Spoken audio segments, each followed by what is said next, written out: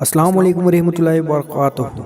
بھائی اور بہنوں، میں یہ نہیں کہتا کہ اس ویڈیو کو شیئر کیجیے، لائک کیجیے، لیکن اس عمل کو ایک بار ضرور کیجیے، اور اگر آپ کو فائدہ ہوتا ہے تو اس کے بعد آپ ویڈیو کو لائک بھی کرنا اور ویڈیو کو زیادہ سے زیادہ شیئر بھی کرنا، تاکہ زیادہ سے زیادہ لوگ اس کا فائدہ اٹھا سکیں۔ تو آئیے شروع کرتے ہیں آج کا ویڈیو۔ بھائی اور بہنوں، آپ دیکھ رہے ہیں میم ورڈ، اور آج بات کرنے والے ہیں ہم صحت اور تندرستی کی۔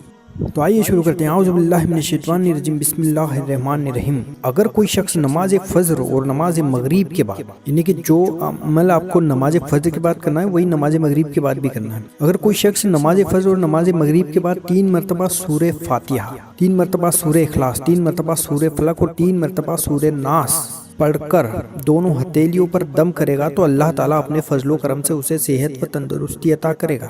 یاد رکھیے، نماز فجر اور نماز مغرب کے بعد اور اول آخر آپ کو 3 بار درود ابراہیم پڑھنی ہے، یعنی کہ 3 بار درود ابراہیم، 3 مرتبہ سورہ فاتحہ، 3 مرتبہ سورہ اخلاص، 3 مرتبہ سورہ فلق اور 3 مرتبہ سورہ ناس پڑھنا ہے، اور آپ کی دونوں ہتھیلیوں پر دم کرنا ہے۔ اور اگر کسی بھائی یا بہن کا سر میں درد کنٹینیو رہتا ہے، کم نیند کے کارن یا زیادہ کام کے کارن یا کسی بھی کارن سے، کسی بھی بیماری سے سر درد کی پریشانی ہے، علاج کرا کے تھک گئے ہیں، آپ یہی عمل کیجئے۔ اور یہ عمل کرنے کے بعد آپ جب دونوں ہاتھوں کی ہتھیلیوں پر دم کریں گے تو دم کرنے کے بعد انہی ہاتھوں کی ہتھیلیوں سے اپنے سر میں مسح کر لیں، اپنے سر میں گھما لیں وہ ہاتھوں کی ہتھیلیاں۔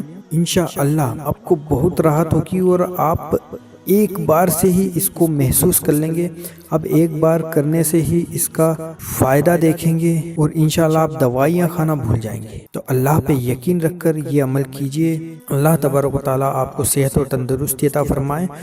یہ عمل کرنے کے بعد اگر آپ کو فائدہ ہوتا ہے تو ہمارا ویڈیو لائک ضرور کیجئے، اور یہ ویڈیو زیادہ سے زیادہ شیئر کیجئے، تاکہ ہمارے کسی مومن بھائی کا فائدہ ہو سکے۔ اور اگر کوئی مومن بھائی اس سے فائدہ اٹھاتا ہے آپ کی وجہ سے، آپ کی ویڈیو شیئر کرنے کی وجہ سے، تو اللہ تعالیٰ اس کا عزت آپ کو بھی دینے والا ہے، کیونکہ اچھی باتیں پھیلانا صدقہ جاریہ ہے۔ تو ویڈیو کو زیادہ سے زیادہ شیئر کیجئے اور ثواب حاصل کیجئے۔